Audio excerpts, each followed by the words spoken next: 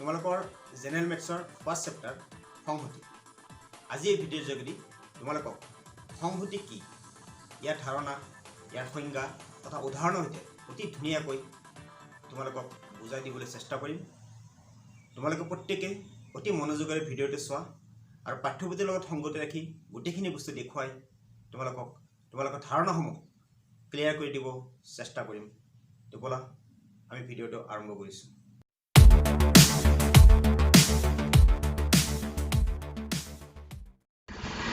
তো এয়া তোমালোকৰ জেনেৰেল মেথছৰ ফাৰ্ষ্ট চেপ্টাৰ সংহতি। তো এই সংহতি চেপ্টাৰটি আমি আজি তোমালোকক বুজাই দিব লৈছোঁ। তো এই সংহতি মানে কি, প্ৰথমে আমি বুজিব লাগিব সংহতি শব্দটোৰ অৰ্থ কি। তো এই একচুৱেলি আমি কি হয়, বহুত ষ্টুডেণ্টে প্ৰথম অৱস্থাত এই সংহতি শব্দটোৰ অৰ্থই বুজি নাপায়। তো ইয়াক অথচ কিন্তু আমি এই সংহতি শব্দটো আমি দৈনন্দিন জীৱনত প্ৰত্যেকে ব্যৱহাৰ কৰি আছোঁ। আমি ইয়াৰ ইংলিছ ফৰ্মটো হৈছে ছেট। ইয়াতে চোৱা ইংলিছত কি আছে, এটা ছেট। এটা ছেট মানে আমি প্ৰত্যেকে জানো, ছেট শব্দটো আমি দৈনন্দিন জীৱনত ব্যৱহাৰ কৰি আহিছোঁ। কেনেকৈ? যেনেকৈ কাপ ছেট, প্লেট ছেট, আমাৰ ঘৰত ব্যৱহাৰ কৰা চোফা ছেট, এনেকুৱা ধৰণৰ বিভিন্ন ধৰণৰ ছেট শব্দটো আমি ব্যৱহাৰ কৰোঁ। তো সেই ছেট শব্দটো ছেট মানে হৈছে সংহতি, অৰ্থাৎ এটা গ্ৰুপ, এটা সংগ্ৰহ। তো কেইবাটাও নিৰ্দিষ্ট বস্তুৰ এটা যদি সংগ্ৰহ কোৱা হয় সেইটোকে সংহতি বুলি কোৱা হয়। তো তোমালোকে কিতাপত পঢ়িলে চালে গম পাবা। তো এতিয়া মেনশ্যন কৰা আছে যে দৈনন্দিন জীৱনত আমি বিভিন্ন ধৰণৰ বস্তুৰ থোপ বা সংগ্ৰহৰ কথা কৈ থাকোঁ। কাৰণ কেইবাটাও বস্তু যদি একেলগে এটা গ্ৰুপত কৰা হৈছে সেইটোকে একেলগে এটা ছেট বুলি কোৱা হৈছে, অৰ্থাৎ যাক অসমীয়াত আমি সংহতি বুলি কৈছোঁ। যেনেকুৱা কাপ ছেট বুলি ক'লে এটা বাকচত কমেও 6টা কাপ থাকে। গিলাচ ছেট বুলি ক'লে তাত 6টা গিলাচ থাকে, তেতিয়াহে আমি তাক ছেট বুলি কওঁ। সোফা ছেট, অকল 3খন সোফা যেতিয়া একেলগে থাকে সেই গোটেইখিনি একেলগে সোফা ছেট বুলি কোৱা হয়, এখন সোফা ছেট বুলি নকয়। অকল এটা বস্তুক আমি তেতিয়াও ছেট বুলি কোৱা হোৱা নাই, একেলগে কেইবাটাও বস্তু যদি একেলগে থাকে তাক আমি ছেট বুলি কৈছোঁ, অৰ্থাৎ এটা থোপ, এটা কি কোৱা হৈছে, এটা থোপৰ কথা কোৱা হৈছে। গতিকে সংহতি শব্দটোৰ ধাৰণাটো তোমালোকে মনলৈ আনিলে প্ৰথমে আনিব লাগিব যে সংহতি কাক বুজোৱা হৈছে। যেতিয়া কোনো নিৰ্দিষ্ট বস্তুৰ একোটা গ্ৰুপৰ থোপৰ কথা কোৱা হয়, একেলগে এটা দলবদ্ধ সংগ্ৰহৰ কথা কোৱা হয়, তাকে সংহতি বুলি কোৱা হয়। ঠিক আছে। তো এই সংহতিৰ সংজ্ঞাটো আমি কেনেকৈ দিম? তো সংহতি কাক বোলে, সংহতি বুলিলে কি বুজা, ইয়াৰ উত্তৰটো আমি সঠিকভাৱে কেনেকৈ দিম? তো অতি শ্বৰ্টকৈ যদি তোমালোকক কওঁ, এটা বস্তু জানি ৰাখিবা যে কেইটামান বস্তুৰ থোপ, কেইটামান নিৰ্দিষ্ট বস্তুৰ থোপ বা সংগ্ৰহকে সংহতি বুলি কোৱা হয়। ঠিক আছে। তো তোমালোকৰ কিতাপত কি বুলি আছে যে ই এক সংজ্ঞাবিহীন মৌলিক ধাৰণা। কি কৈছে? ই এক সংজ্ঞাবিহীন মৌলিক ধাৰণা, অৰ্থাৎ সুসংগীত বস্তু বা পদত থোপ বা সংগ্ৰহকে সংহতি বুলি কোৱা হয়। তো সুসংগীত মানে কি, যাক ইংলিছত কোৱা হৈছে ৱেল ডিফাইনড। সুসংগীত মানে কি, এইখিনি তোমাক পৰৱৰ্তী মই বুজাই দি আছোঁ। তো জাষ্ট এতিয়া বুজি ৰাখা যে সংহতিকে কেইটামান বস্তুৰ থোপ বা সংগ্ৰহকে সংহতি বুলি কোৱা হয়। আৰু ইয়াৰ ধাৰণাটো লৈ আহিছিল 19 শতিকাৰ শেষৰ ভাগত জাৰ্মান গণিতজ্ঞ জৰ্জ কেণ্টৰ নামৰ এগৰাকী গণিতজ্ঞই এই ধাৰণাটো গণিতত জন্ম দিছিল। তোমালোকে মনত ৰাখিবা যে জৰ্জ কেণ্টৰ। আৰু বৰ্তমান আধুনিক গণিতৰ বিভিন্ন শাখাত বহুলভাৱে এই সংহতি তত্ত্বৰ ব্যৱহাৰ কৰা হৈছে। তো সুসংগীত মানে কি? সংহতিৰ ক্ষেত্ৰত এই শব্দটো অতি গুৰুত্বপূৰ্ণ, এইকাৰণে যে সংহতিৰ ধাৰণাটো সুসংগতিৰ গুৰুত্ব বহুত। যে সুসংগতিত শব্দৰ অৰ্থ হ'ল সংহতি এটাত কোনবোৰ বস্তু থাকিব বা কোনবোৰ নাথাকিব সেইটো আমি নিশ্চিতভাৱে আৰু স্পষ্টকৈ ক'ব পাৰিব লাগিব। কোনো এটা থোপ, এতিয়া যেতিয়া আমি এটা থোপ বুলি ক'ম আৰু সেই থোপটোত কি কি বস্তু থাকিব সেইটো হৈছে সংগ্ৰহ। তুমি ক'ব পাৰা যে 8ম শ্ৰেণীৰ ছাত্ৰ ছাত্ৰীবিলাকৰ সংহতি। গোটেই বিদ্যালয়খনত, তোমালোকৰ স্কুলখনত যিমান ছাত্ৰ ছাত্ৰী আছে গোটেইবিলাকক একেলগে এটা পৰিচয়ৰে আমি কি ক'ম যে বিদ্যালয়ৰ ছাত্ৰ ছাত্ৰীসকল। যেতিয়া অকল তোমালোকৰ 8ম শ্ৰেণী, তোমালোকৰ ফ্ৰেণ্ড বন্ধু বান্ধৱীসকলক একেলগে আনিবা, তেতিয়া কি ক'ব লাগিব? 8ম শ্ৰেণীৰ ছাত্ৰ ছাত্ৰীবিলাকৰ সংহতি। আৰু যেতিয়া 8ম শ্ৰেণীৰ ছাত্ৰ ছাত্ৰীবিলাকক একোটা থোপত কৰা হ'ব, তাতে কিন্তু কি হ'ব, 9ম শ্ৰেণীৰ বা 7ম শ্ৰেণীৰ অৰ্থাৎ বেলেগ কোনো শ্ৰেণীৰ ছাত্ৰ ছাত্ৰী তাতে সোমাব নোৱাৰিব। আৰু সেইটোৱে কৈছে যে সুসংগীত, তাৰমানে একোটা থোপৰ কথা কোৱাৰ লগে লগে আমি গম পাওঁ, আমাৰ স্পষ্টকৈ এটা ধাৰণা আহি যায় যে সেই থোপটোত কোন কোন পদ থাকিব, কোন কোন থাকিব, কোন কোন নাথাকিব। ঠিক আছে। তো সেইটো হৈছে সুসংগঠিত। তো যেতিয়া এটা থোপত কোনবোৰ বস্তু থাকিব আৰু কোনবোৰ বস্তু নাথাকিব যেতিয়া আমি নিশ্চিতভাৱে আৰু স্পষ্টকৈ ক'ব পাৰিম, সেইটো হৈছে সুসংগঠিত। গতিকে যদি কোনো এটা থোপত তুমি এটা থোপৰ নাম কৈছা কোনো এটা থোপত যদি তাতে কোনবোৰ বস্তু স্পষ্ট থাকিব কোনবোৰ নাথাকিব যদি আমি স্পষ্টকৈ ক'ব নোৱাৰো তেনেহলে তাক আমি সংহতি বুলি ক'ব নোৱাৰিম সেইকাৰণে কৈছে যে কোনো এটা থোপ বা সংগ্ৰহত কোনো এটা বস্তু থাকিব নে নাথাকিব সেইটো স্পষ্টকৈ যদি আমি ক'ব নোৱাৰো তেনেহলে তেনে ধৰণৰ সংগ্ৰহক সংহতি বুলি কোৱা নহয় যেনেকৈ আমি হঠাতে কৈ থাকো যে হি অলপ ভাল ছাত্ৰ হি বহুত চোকা হয় তো এনেকুৱা ধৰণৰ কথাবিলাক কোৱা হয় যে এতিয়া যদি অষ্টম শ্ৰেণীত কোৱা হয় যে অষ্টম শ্ৰেণীৰ চোকা ছাত্ৰ ছাত্ৰীবিলাকৰ সংহতি তেতিয়াহ'লে তুমি ভাবাচোন কোনবিলাক ছাত্ৰ ছাত্ৰী সেই তালিকাত লৈ আহিবা এটা এজনৰ দৃষ্টিত মোৰ দৃষ্টিত এজন চোকা হলে আনৰ দৃষ্টিত সেইজন চোকা নহবও পাৰে যে এজন টিচাৰে এজন ষ্টুডেণ্টক ভাল বুলি কৈছে আনজন টিচাৰে সেই ষ্টুডেণ্টক ভাল বুলি নকবও পাৰে গতিকে এই ভাল চোকা এইবিলাকৰ কোনো স্পষ্ট সংজ্ঞা আমি দিব নোৱাৰো তো এনেকুৱা ধৰণৰ সংগ্ৰহবিলাকক যদি আমি কোৱা হয় যে অষ্টম শ্ৰেণীৰ ছাত্ৰ ছাত্ৰী অষ্টম শ্ৰেণীৰ চোকা ছাত্ৰ ছাত্ৰীবিলাকৰ সংহতি তেতিয়াহ'লে আমি তাক কি ক'ম তাক সংহতি বুলি ক'ব নোৱাৰিম কিয়নো কাৰণ ইয়াৰ সংগ্ৰহটো সুসংগীত নহয় ঠিক আছে তো কেইটামান আমি যদি উদাহৰণ লওঁ তোমালোকৰ ইয়াতে কেইটামান উদাহৰণ দিয়া আছে উদাহৰণখিনি চোৱা তো এক নম্বৰ মই তুমি কৈছো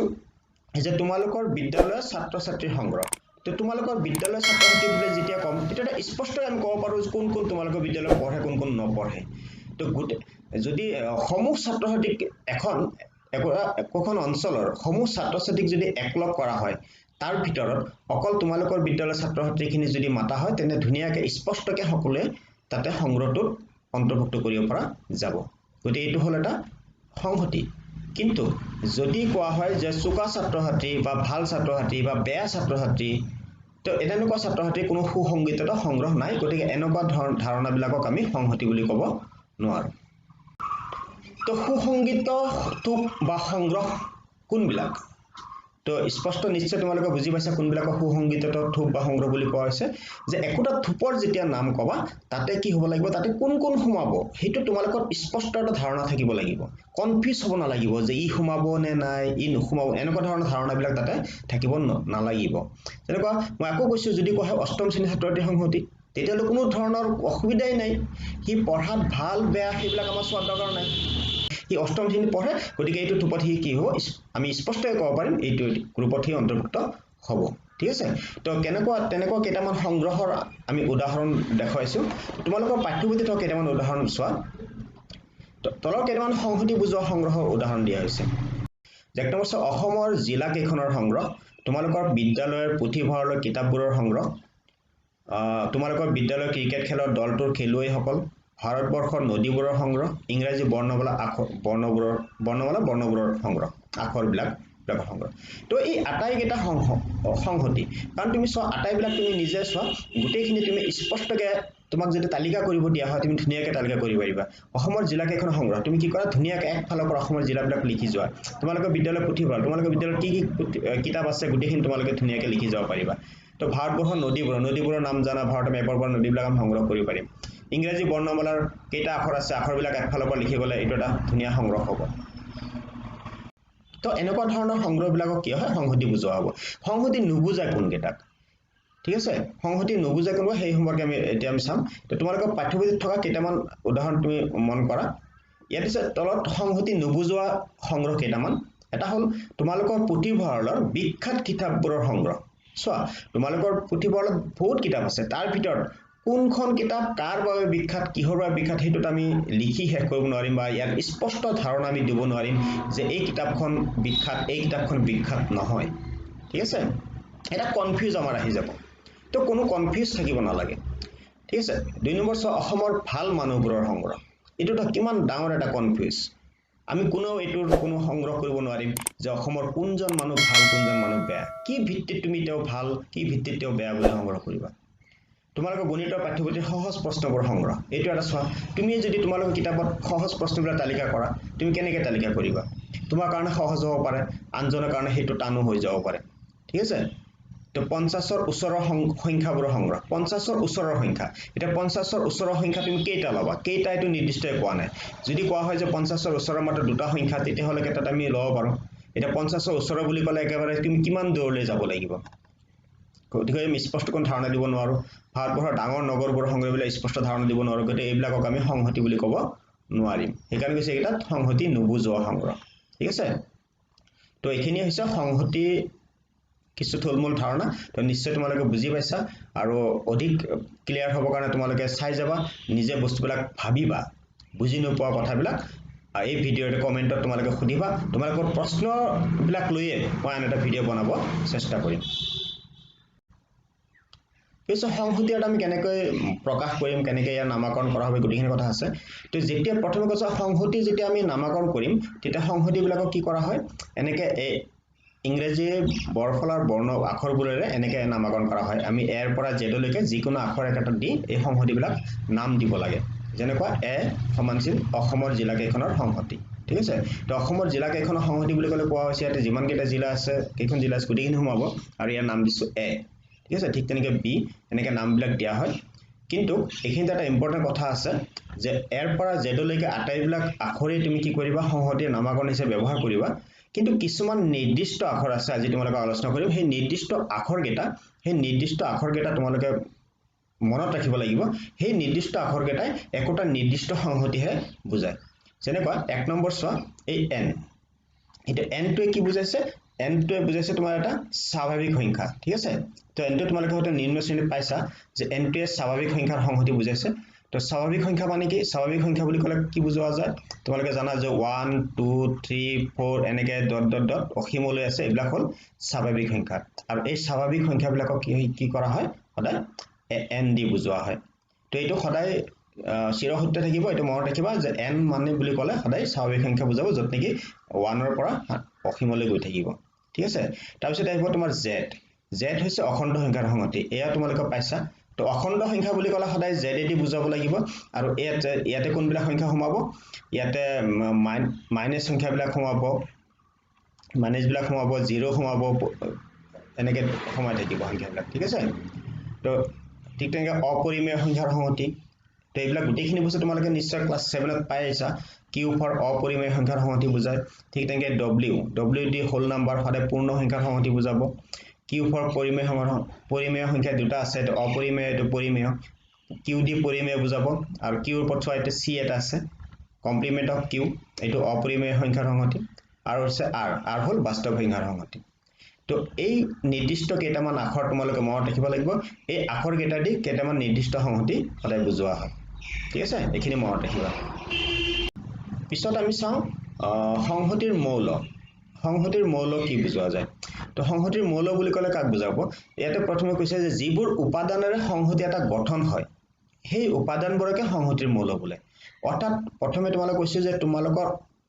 শ্ৰেণীৰ অৰ্থাৎ অষ্টম শ্ৰেণীৰ ছাত্ৰ ছাত্ৰীবিলাকৰ সংহতি যেতিয়া এটা সংহতিৰ নাম কোৱা হ'ব অষ্টম শ্ৰেণীৰ ছাত্ৰবিলাকৰ সংহতি তেতিয়া তুমি যে অষ্টম শ্ৰেণীত পঢ়া তুমিয়ে হ'বা সেই সংহতিৰ একোটা মৌল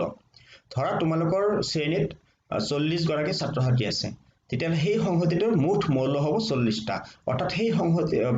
সেই ক্লাছটোৰ অষ্টম শ্ৰেণীৰ প্ৰত্যেকগৰাকী ছাত্ৰ ছাত্ৰী হ'ব সংহতিৰ এইটোৰ একোটা মৌল তো সেইকাৰণে কৈছে যিবোৰ উপাদানেৰে সংহতি এটা গঠন হয় সেই উপাদানবোৰকে কি কৰে সংহতিৰ মৌল বোলে উদাহৰণ হিচাপে ধৰা এ এটা সংহতি আৰু ইয়াৰ সংহতিৰ নাম হৈছে 10তকৈ সৰু স্বাভাৱিক সংখ্যাৰ সংহতি এটা স্বাভাৱিক সংখ্যা বুলি ক'লে অসীমলৈ বুজোৱা যায় ঠিক আছে গতিকে এ এটা সংহতি তাত ধৰা হৈছে 10তকৈ সৰু স্বাভাৱিক সংখ্যাৰ সংহতি অৰ্থাৎ 10তকৈ সৰু হ'লে কোনবিলাক সংহতি আহিব ইয়াত কোনবিলাক মৌল আহিব ইয়াত আহিব 1 2 3 4 5 6 7 8 আৰু 9 এই মৌলকেইটা আহিব ঠিক আছে গতিকে এই সংখ্যাকেইটা কি হ'ব এই সংহতিটোৰ মৌল বুলি কোৱা হৈছে ঠিক আছে তো এই সংখ্যাকেইটা এই সংহতিটোৰ একোটা মৌল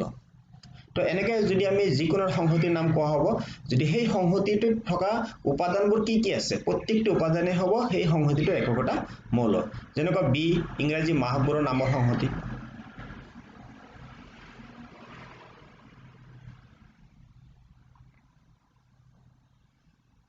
তো বি কোৱাইছে বি ইংৰাজী মাহবোৰৰ নামৰ সংহতি তো ইংৰাজী মাহ বুলি ক'লে ইংৰাজী 12টা মাহ আছে আৰু প্ৰত্যেকটো মাহে হ'ব সেই সংহতিটোৰ একোটা মৌল অৰ্থাৎ জানুৱাৰী ফেব্ৰুৱাৰী এইবিলাক হ'ব বি সংহতিৰ মৌল ঠিক আছে তো এই মৌলবিলাক সেই সংহতিত আছে বুলি বুজাবলৈ অৰ্থাৎ সেই সংহতি অন্তৰ্ভুক্ত হোৱা বুজিবলৈ এটা প্ৰতীক ব্যৱহাৰ কৰা হয় এই প্ৰতীকটো চোৱা এই প্ৰতীকটো তোমালোকে কেনেকৈ লিখিবা এই প্ৰতীকটো লিখিবা এনেকৈ দি মাজত এনেকৈ এটা আঁচ দি দিবা এইটো হ'ল অন্তৰ্ভুক্ত তো এই প্ৰতীকটোৰ দ্বাৰা কি কৰা হয় সংহতিটো অন্তৰ্ভুক্ত আছে বুলি ব্যৱহাৰ কৰা আমি জেনেৰেলি ইয়াক বিলংছ টু বুলি পঢ়োঁ কাৰণ যেতিয়া আমি লিখোঁ তে বিলংছ টু বুলি পঢ়োঁ যেনেকুৱা এনেকৈ লিখিম আমি যে 1 বিলংছ টু এ ঠিক আছে কাৰণ 1 এটা সংখ্যা এইটো কি আছে এ সংহতিটোত আছে ঠিক আছে তে এইটো বিলংছ এইটো হ'ল এটা Greek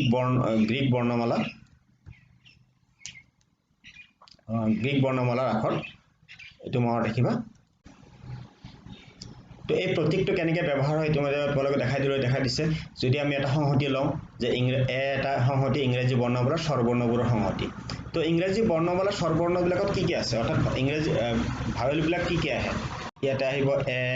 E I O U ঠিক আছে এই ভাৱেলবিলাক ইয়াত আহিছে তো এটা সংহতি লোৱা আছে ইংৰাজী বৰ্ণ স্বৰবৰ্ণ ইয়াতে তালিকা কৰিলে কি কি পাওঁ এ ই আই ও ইউ তো এটা প্ৰতীকৰ সহায়ত কেনেকৈ বুজা যায় এ বৰ্ণটো এৰ অন্তৰ্ভুক্ত তো ইয়াত প্ৰতীকৰ সহায়ত কেনেকৈ লিখা হৈছে চোৱা এ বিলংছ টু এ চোৱা এ ইয়াতে দেখাইছে এ এই প্ৰতীকটোৰ মাজত আছে এ মূলটো অনা হৈছে এই প্ৰতীকটো আৰু এ সংহতি এইটো পঢ়ে এনেকৈ এ বিলংছ টু এ ঠিক আছে